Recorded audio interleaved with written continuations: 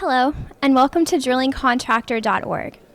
I'm Kelly Ainsworth here at the IADC 2015 World Drilling Conference in Rome. I'm joined by Marcel Brinkman, partner at McKinsey & Company. How are you? Very well, thank you. And what is the role of offshore in the global supply mix? The outlook for offshore is positive in the sense that it's got a clear role to play in the global supply mix. I think that in current market conditions, it's clearly under pressure. There's a lot of cost pressure that has led operators to postpone new investment decisions. But as market prices hopefully will recover in the next couple of years, there is a lot of need for additional supply that cannot be filled by US unconventionals and other onshore sources solely. So we think that there is going to be definitely a clear room for offshore production capacity. And specifically, what is the outlook for floating rigs?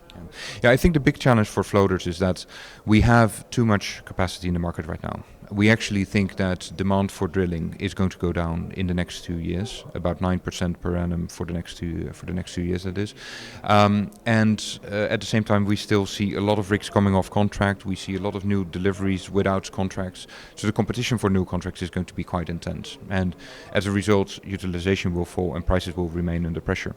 That being said, once offshore activities start to pick up again towards the later half of this decade, we think that there is going to be an increase in demand.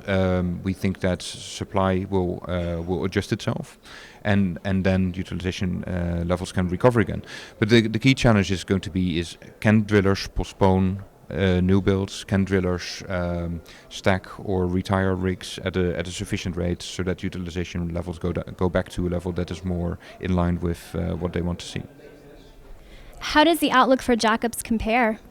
I think jackups are in a slightly different situation. Clearly, market demand is down. There's a lot of oversupply in the jackup market as well. But what we are seeing in the jackup market is that demand is not going down as much. It's declining 4 to 5 percentage points for the next 2 years, and will not recover as much as well. The jackup market traditionally has been oversupplied, and that's because of the fact that it's a lot easier to keep a jackup rig in existence. You can cold stack it, you can bring it back at a relatively low cost level, and therefore what we are seeing is more supply in the market, and that is keeping pressure on rates.